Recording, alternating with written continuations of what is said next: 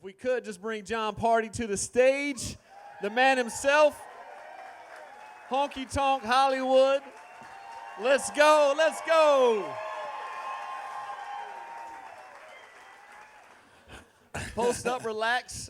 This is going to be a very just chill, intimate conversation with one of my favorite artists, but also one of my favorite people. The last time I saw Jon, an injury happened, so I'm glad that things are we cool now, or everything's okay? Yeah. Do you want to tell that story?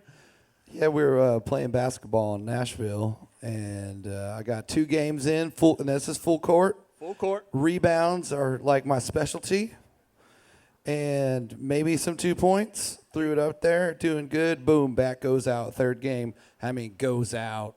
Everybody's there. Kane Brown's a good buddy of mine, and he's like the point guard. He's counting on me for the rebounds. I'm out, you were playing good. You were playing good. Sam Hunt is the one that jumped on his back. So, you know those guys. I blame it on that court. Ashley Gorley did own it. He sold it. I think he moved, right? He did move. Yeah. He's like, man, it was like a plastic basketball court. I'm gonna blame it on that. Yeah, it was good. Well. We're so glad to have you. I want to say thank you. I flew in for this. I used to live here, so if anybody ever used to listen to 105.1, appreciate you guys. Hope you guys continue to support that station. There's some good people over there, but it was really cool that you asked me to do this, so I'm really thankful and grateful to be here. Yeah, no, I saw your name on it. I was like, I'm going to call Graham. He'll come. There you go. He's a fun guy. All right, well, hey, congratulations. Let's get into the album. I know it sounds cliche, but how are you feeling? It's out. We've got a ton of things to get into with the album. We're not far from Hollywood, Honky Tonk Hollywood, if you want to get into the title, and then we'll move on from there. Yeah, well, I mean, the albums, I really love this album. And when I hear Honky Tonk Hollywood, I don't think of where we're at. I think of Nashville. Yeah. But Nashville became kind of a Hollywood thing because of the business and everything that we go through as artists and fashion. I mean, I don't know if you noticed, but it seems like a damn cowboy hat is everywhere now. Yeah, yeah. And I ain't mad about it, but the cowboy hat's definitely invaded in some of the Hollywood fashion too. So, it's it's the best of both worlds. We get the California side and then the rowdy Nashville side too. So I guess that's where the Honky Tonk Hollywood comes together. And how long was the process of making this record? Because obviously you're touring and you're a family man, and the family doing good? Is everybody good? Family's good. Yeah, everybody's growing. You got little babies, and it's a full-time job. Yeah. We got some help, which is nice. But no, we're still touring. Yeah, so the process of balancing touring and playing shows, and again, I'm very jealous of anyone that gets to see tonight's set. I got a glance at the set list earlier. You're in for an amazing treat. Jon is incredible live, and I think one of the reasons, and this is true of a lot of country artists, but definitely for Jon, I think that the success of the first album kind of coincided with the live show. I've never seen anyone walk away from one of Jon's shows and not be a bigger fan than when they walked in. So you guys are in for a treat a little bit later. But playing those shows. All Celine Dion songs. Yeah, all. Yeah. That's the key. You guys are in for a treat. That's the key. So the process of this album, can you walk us through it? Was it longer, tours, family? Seems like you're balancing a lot these days. It more gets on your plate every year. Well, I think it started in like late 2022. We had Honky Tonk Hollywood, kind of knew that was going to be the title. And then just kind of went in to record with who I was usually making records with. And I just felt like I needed a change and something different, and just kind of branch out a little bit. And then Jay Joyce kind of popped up. He's a great producer. He's done Eric Church for a long time, and now Lainey Wilson, and just artists you can kind of know, but that's really not why I loved his kind of real gritty recording, and I knew how he did records. So we made a Christmas record. This kind of all came down. It all comes down to Christmas. I'm not gonna lie. If you look how close Christmas is, you'd probably be scared. You'd be like, "Dang, is that close?" But And we recorded with the band, and I loved my guys, and they're great musicians, and that kind of started it. And I knew Jay loved to use the live guys, and we kind of did a little bit of that, and so I kind of knew, and so I talked to him, and I got a date, like a whole month, maybe a month and a half, and it was in June, and it was great. So we got songs, I wrote all that year, and then we flew back from a world tour in like London and UK and Stockholm, and that was kind of cool. And then we flew back and made a record. So that was the first time that it sounded like really cool. Like, yeah, we get off our world tour, and then we like went into the studio. Right. But that's what we did, and we made the record for a whole 2 months, and it was done in July. And I didn't know what to do because I never made a record that fast, efficiently. And then I turned it into a record label, and they were like, "We're gonna put it out next year." And I was like, "What the fuck?" Yeah. I gotta sit on this for like 8 months. I begged them. Then we got it out in April this year. So I've been waiting a long time to get this record out. But it's one of my favorites. It's one of, we just kind of record whatever felt good. And there's a lot of great songs on it. So writing process, you mentioned being on world tours. Are you writing on the road? I know that, you wrote several, I think 8 of the 17 you wrote on this, but there's some outside cuts on it. Are you writing continuously through this process? Or are you bringing writers out on the road with you? Like, how does that process work for Jon Pardi? I don't do that.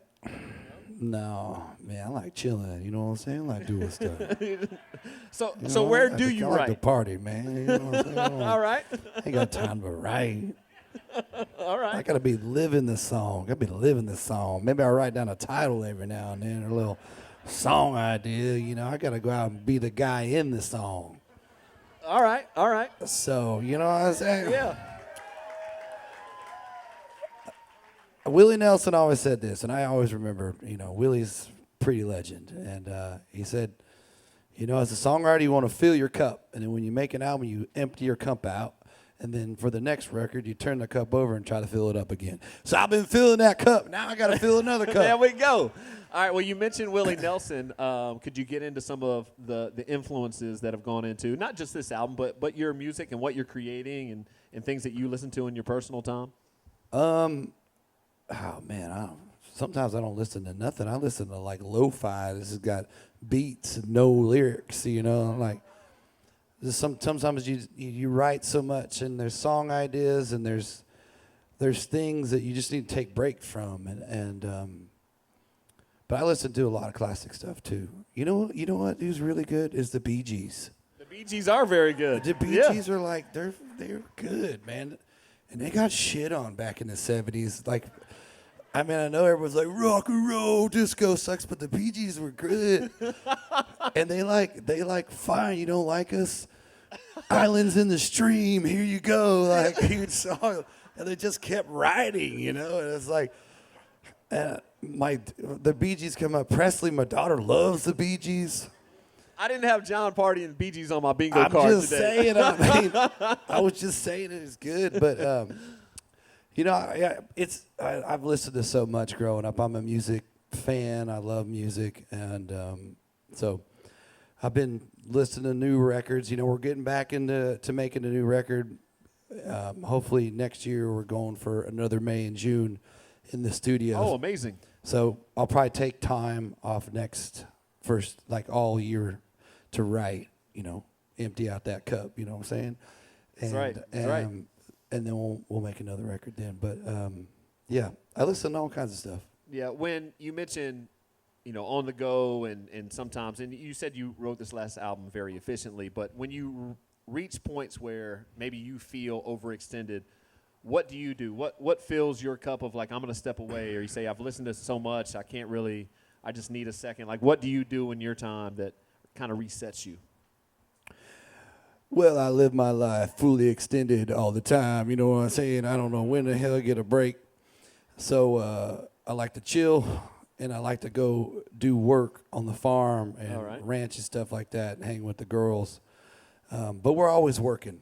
It's a 24-hour job being an artist, I feel like, And so, I don't know. I just keep going. And Haven't reached it. John just has not reached that yet. He's yeah, just on the go. I mean, well, what can I say? It's like I don't. I think didn't you shoot a music video earlier today? Haven't you done like 4 things before you came here? Yeah, I shot a music video from like 9 to 12, and then we went and did an interview, and then I took a nap. All right. I'm telling you, I'm not lazy. I just got to recharge, man. Yeah, of course. I got to get my nap in because then I got to become a night owl.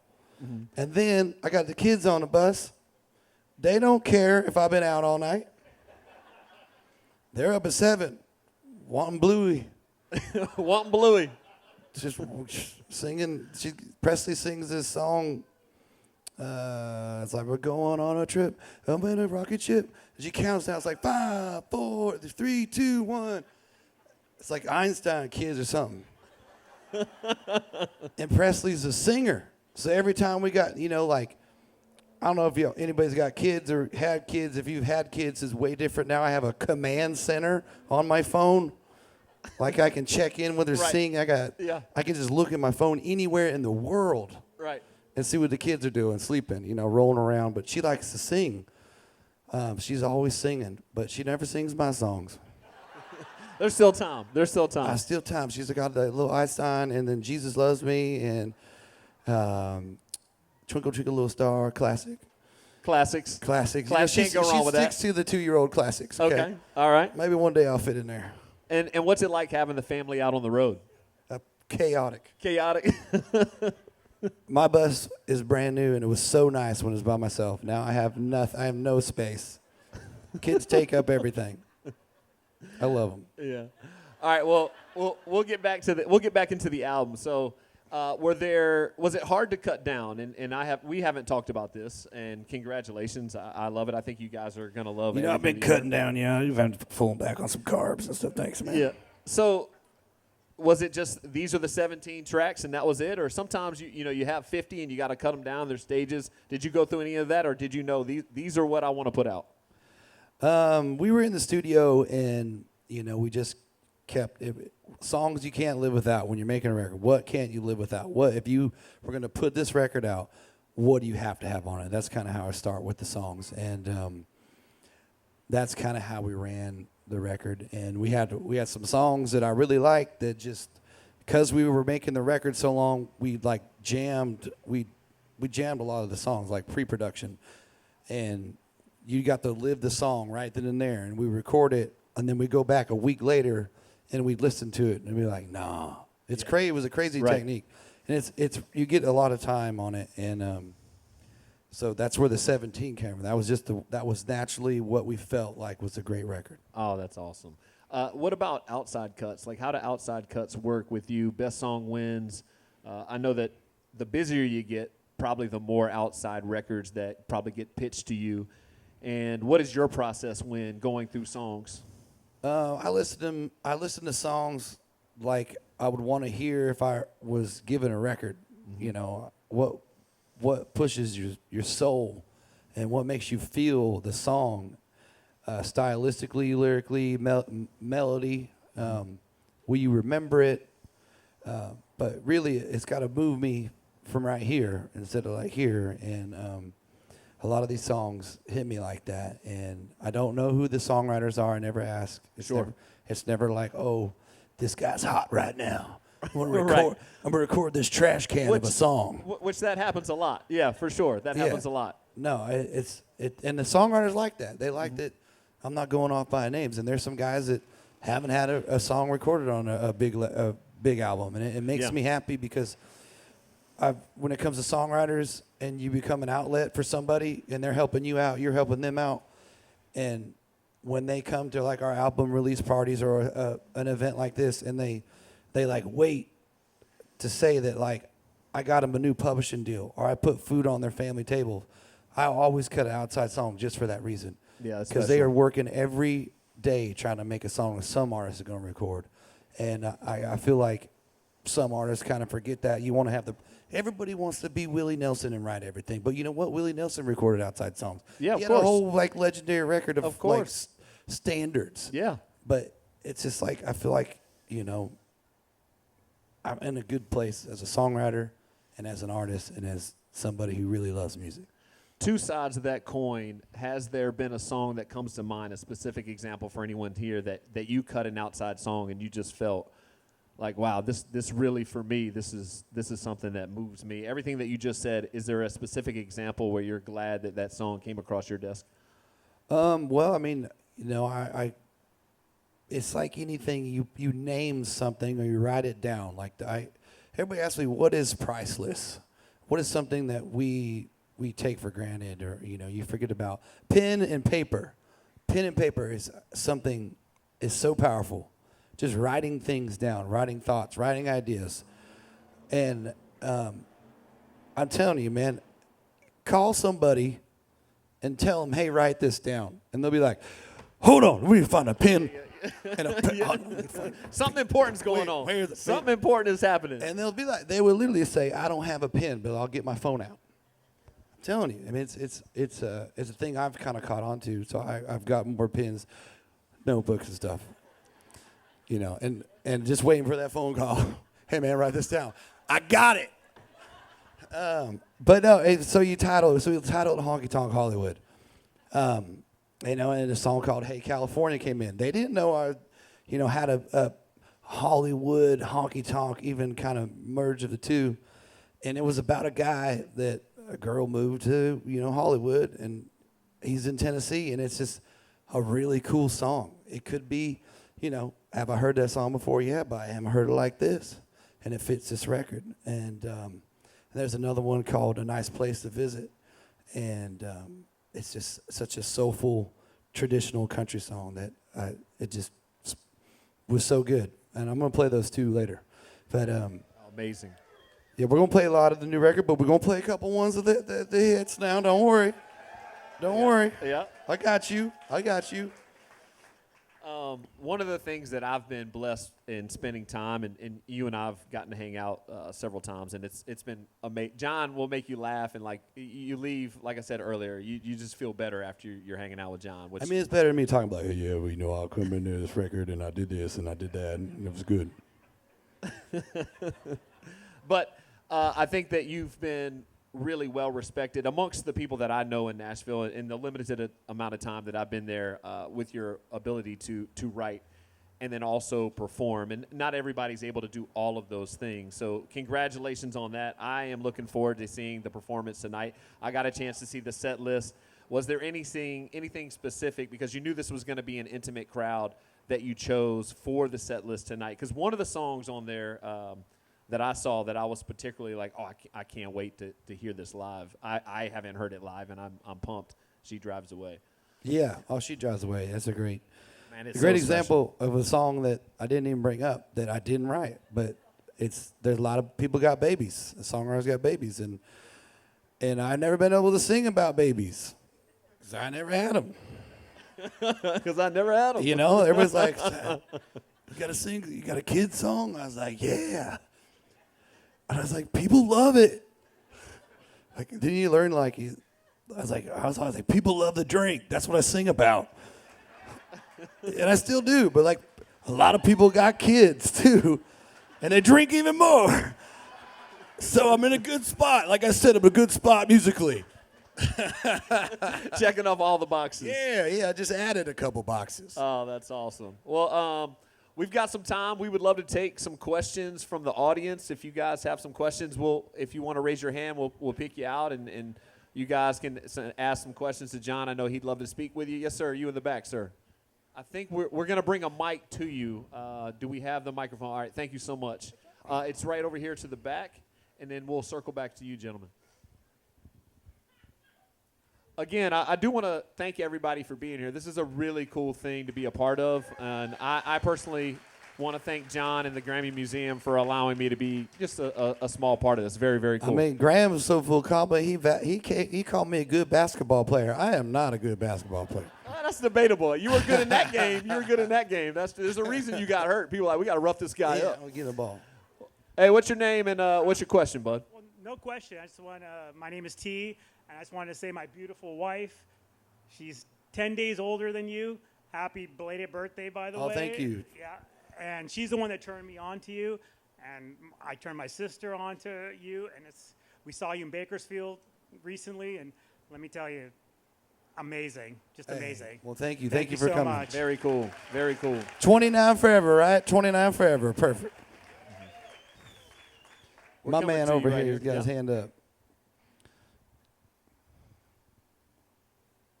I love questions or just comments, whatever you. Hey, John. I'm What's- Steven. Hey, Steven. So real quick before my question, my car got stolen a little while ago, and the only thing they didn't steal was the Right Shoe song CD and case. My prized possession. Well, you knew they were piece of shit guys. There. Yeah. Yeah. They were pieces of shit. I mean, come on, it's a great record. Yep. It's Hey, the but best you record. still, I mean, you know, you hopefully you get a new car and you can, you know, put the CD in. Yeah. If you get, maybe you get like a used newer car that still has a CD player.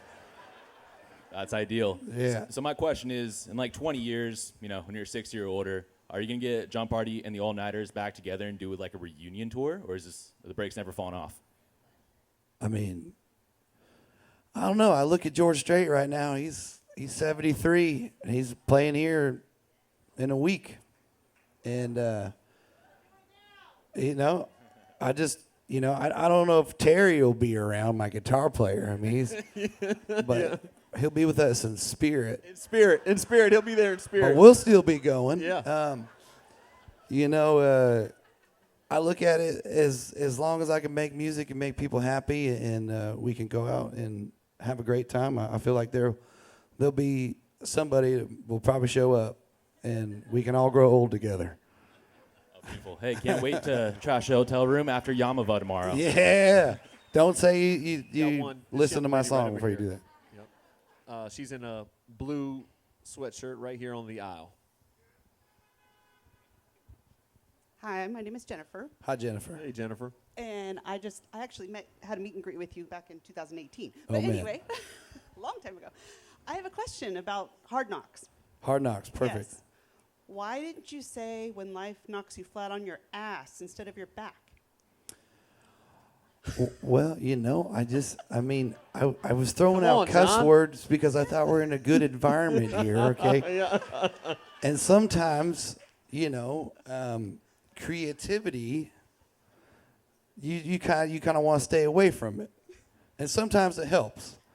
Like, there's this guy on social media that he puts fucking in every course, and it really makes a difference.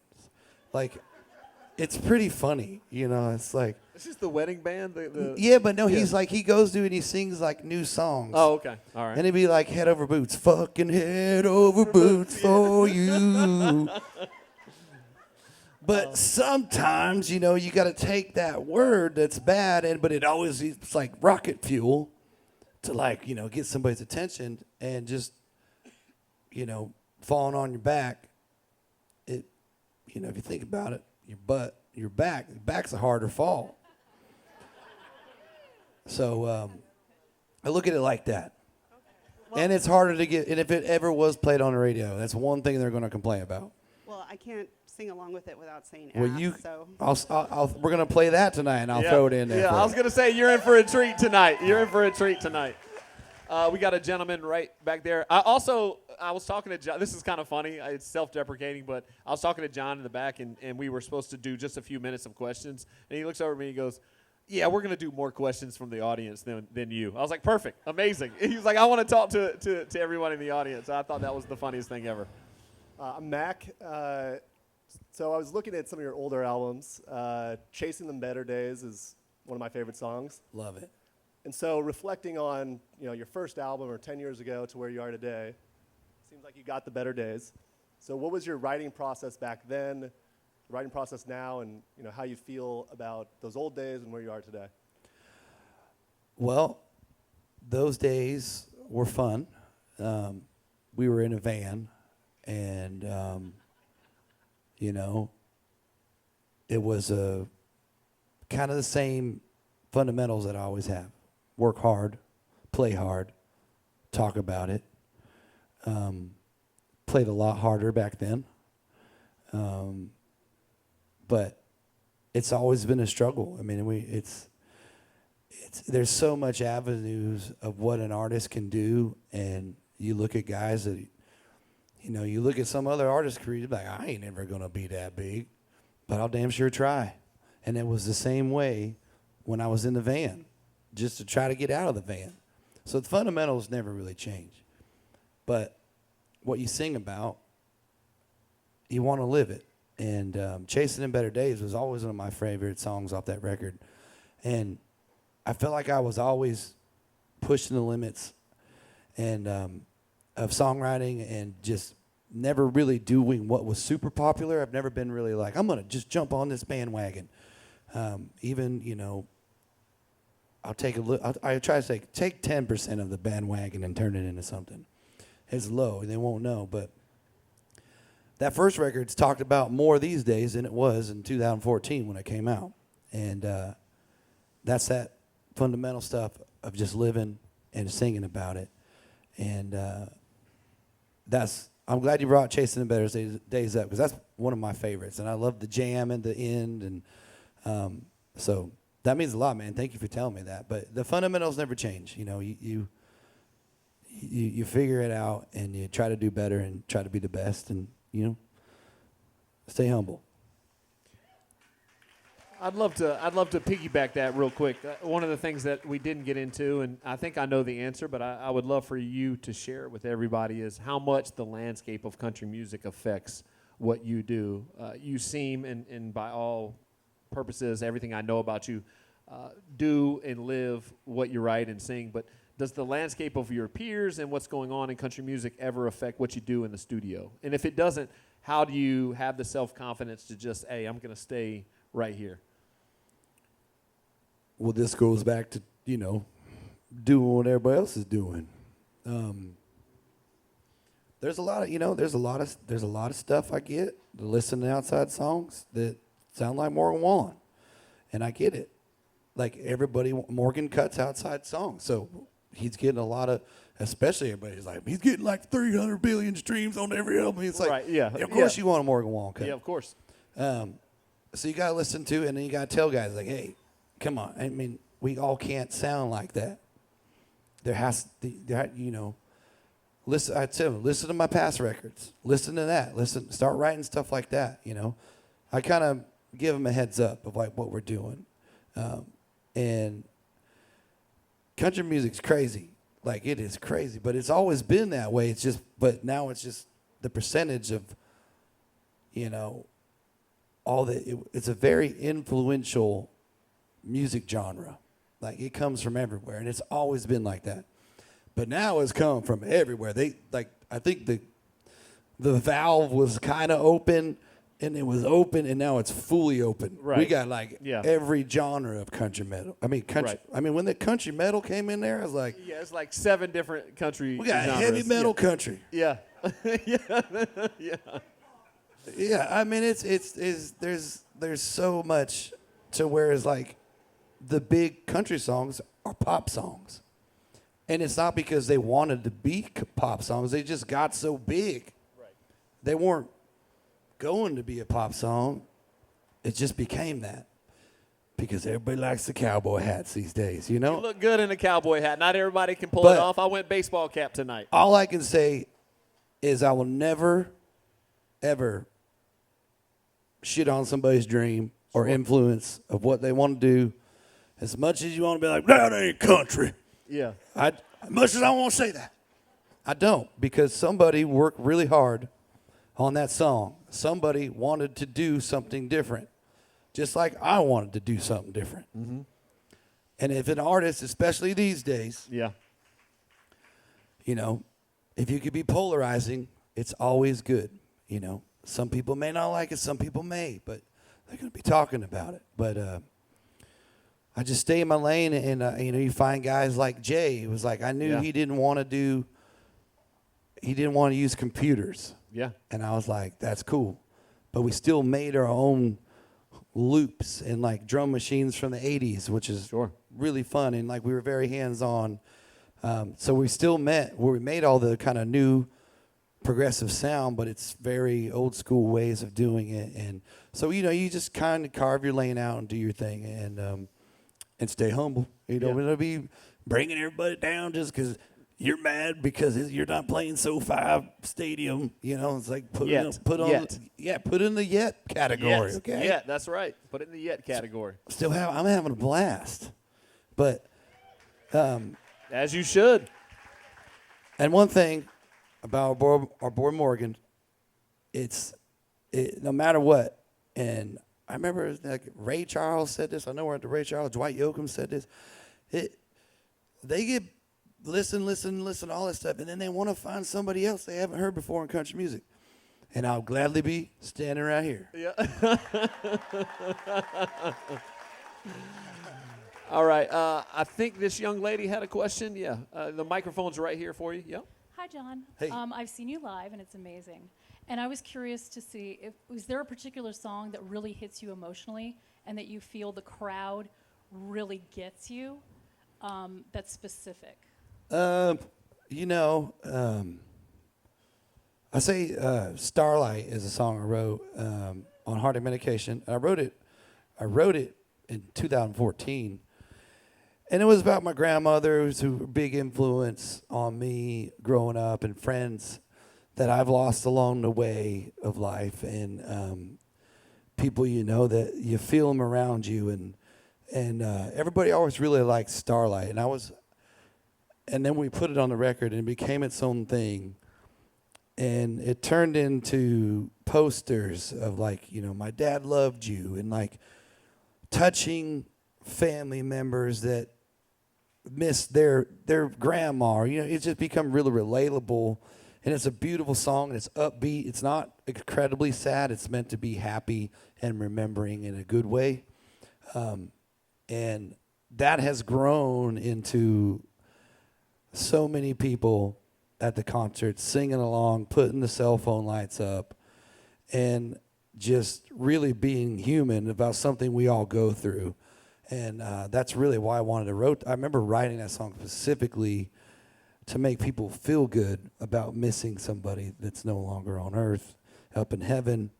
And it's a great concert moment, and it's something that I've seen people cry to, I've cried to, and it's very moving, and it's never been a single, which is amazing in its own way. Is that these albums that I really do work on and really think that they're timeless, you're still talking about Chasing the Better Days from 2014. So it's like, once again, you have told me to keep doing what I'm doing, and Starlight's another one of those that, it touches people, and, just fill in the cup. That's a great question, by the way. I'd love to, again, piggyback that. Has there ever been a song, and you mentioned you like to party and you like to drink, or we all like to do those things, that you sat down and wanted to write this particular song, and maybe it was challenging or difficult, or maybe you sat down and it just poured out of you? Does anything come to mind? Man, I've been writing songs so long. Usually the ones that really move and get people going are the ones that just come out and pour out very like hour and a half, 2 hours. And then you spend most of the time trying to get a good recording of it, whether it's like a little computer demo or you got your iPhone and you want to get the perfect take to remember it. And, I had a title, I may not write, but I call them song starters. If I can write song starters and not have to finish the whole song, I'm still ahead of the game. Yeah, of course. When it comes to songwriting. Yeah. I have something, I go into Nashville or something, I sit down and I have something to say. I have something I want to write a song with this title. And then I had an event and I was hungover, but I was up, and I came in an hour early. I was like, I took a shower, I did my hair. Oh, wow, all right. I mean, I looked good showing up this co-write. All right, here we go. And I just had and the co-writers came in, they were like, man, you look good. You look like $1 million. You look good, man. I was like, I was out last night. Yeah. But I had this song idea, title, simply Heartache Medication. I've heard of it. And I was like, it's like drinking away your feelings, but it's heartache, medication. They're like, I get it. I got love. I knew I wanted a fiddle intro. I kind of had everything down. I had a little, kind of how the acoustic flows, hour and a half. Amazing. But I sat with that title for almost a year. I just needed the right hangover and the right co-writer to really, they'd be like, yeah, I want to write it. Because sometimes I'll be like, what about this title? And they'll just look at me. I'd be like, okay, what about this title? Yeah. All right. Next one. So you just never know. And then I could, 6 months later, you say the same title. You're like, that's amazing. So writing's a weird thing. And it's a magical thing. And it's a pain in the ass. All right, I think we got time for a few more questions. This young lady in the back, and I'm so sorry if you could help me in the back because the lights are a little bit bright. I don't want to miss anyone, and again, we're very thankful for you guys to be here. I'm just thinking you guys are still here. Well, ain't nobody moving until you play music. Haven't picked up a guitar yet. We're still making people that's laugh. There you go. This young lady right here. Yep, she's got her hand up, and she's in the back. Yep, smiling. She's got some really cool glasses on. Look great. Thank you. You're up. Hello, Mr. Pardi. Hola. I won't hate you, even though you talked a little shit about my boyfriend Morgan. We're gonna move past that. It's What fine. did I say about Morgan? He was pumping Morgan. So you talked about the story about hurting your back, right? And you mentioned that you were with Kane and I mean, not that I first name basis, but Kane and Sam. Odd question. You didn't obviously grow up with those guys. Do you still hang out with like your high school guys, your college guys, like the people that you grew up with, or has your life changed so much that you have different friend group now? No. I still hang out with my friends. Saturday, I'm playing in Modesto, and 2 friends are coming. And I'm like, y'all better be on your best damn behavior. But I have a good one. So I played football a lot when I grew up. I loved football. And thank you. Yeah, never did anything with football except get hurt. But out of all my friends that played football, I'm the only one that is buddies with Peyton Manning.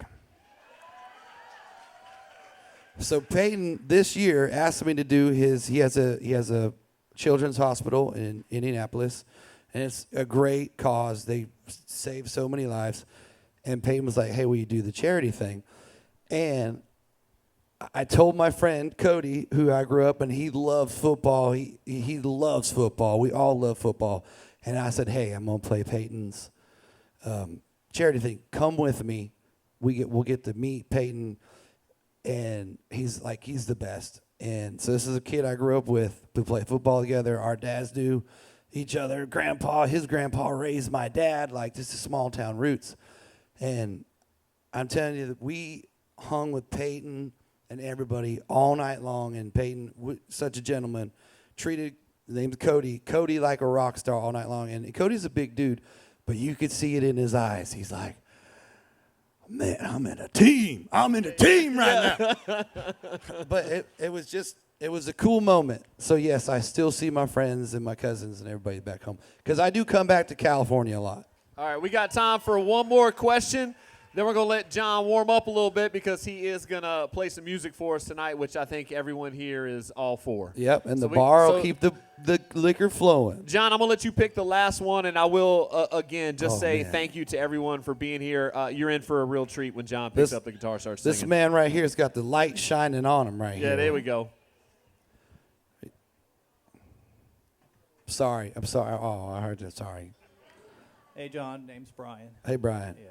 Hey, my father passed away and left an acoustic guitar behind for me, and don't really play music, but if I was going to pick one of your songs that you would say to start out to learn how to play guitar on, which one of your songs would you suggest I play and why? And maybe strum of it tonight if it's on your set list. Head Over Boots. Head Over Boots. Okay. It's got a good key of G and pretty simple chords. It's got a good progression, and everybody loves singing along with it. Yeah. There you go. That's great. Thank you. All right, everybody. We're going to give Jon a few minutes to warm up. I do want to say thank you so much. Give it up for Jon Pardi, everybody. Thank you, everybody. We'll be back in 10 minutes. Get a drink, and I'm going to do less talking.